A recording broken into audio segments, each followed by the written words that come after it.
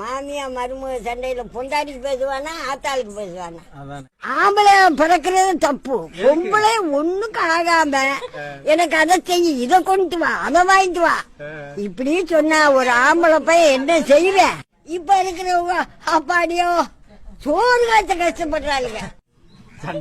உங்க ஆத்தா வந்து உட்காந்துக்கிட்டா, உங்க அப்பா நான் அக்கா தங்கச்சி வந்து உட்காந்துக்கிட்டா, அவளுக்கு நான் பொங்கி பொறிச்சு போட்டுக்கிட்டு இருக்கேன். நான் என்ன உன் வீட்டு வேலைக்காரியா? இப்ப மில்லுக்கு போ, பள்ளிக்கூடத்துக்கு என்ன எல்ஏசியா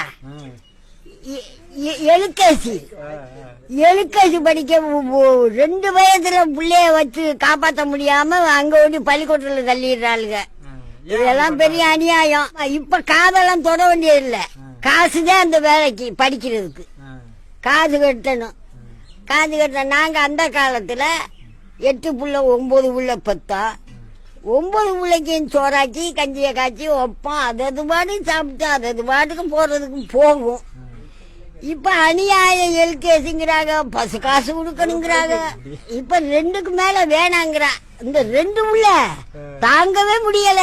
9 புள்ள நான் வச்சிருந்தனியா, 5 ஆம்பளை 3 பொம்பளை, 8 பேரு. 8 பிள்ளைகளும் எந்த பிரச்சனை இல்லாம போகும். இந்த என்ன ஆட்டா தண்ணியா? 8 பிள்ளை எந்த பிரச்சனை இருக்காது. அதுக வாடி சாப்பிடுங்க. அதுகளா நாங்க சின்ன பிள்ளைகளுக்கு குளிப்பாட்டுவோம், துவைப்போம். கம்மா பெருகுனதுனால அதுக வாடி கம்மாயில போய் நீச்சல் அடிச்சு குளிச்சுட்டு வரும். இப்ப கம்மா எங்க பெரிய இருக்கு? உள்ளூர் பள்ளிக்கூடத்துல 1ஆம் பிள்ளை சேர்த்தா அதுல இருந்து படிச்சு பூரா வேலைகளுக்கு போயிருக்காங்க. இவளுக்கு என்ன எழுக்கிறா?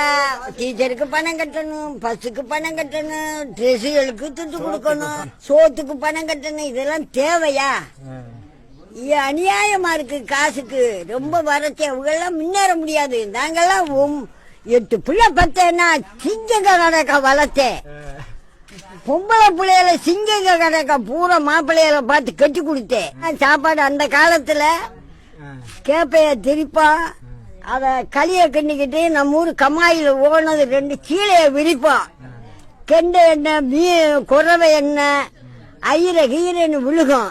வந்து அந்த மீன் குழம்ப வச்ச அந்த களிய திண்டா அடவகெல்லாம் போய் நிறையுமே.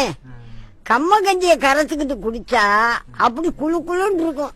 இப்ப என்ன நெஞ்சு வலி வருது, வயிற்று வலி வருது, அப்பப்பா இடுப்பு வலிக்கு.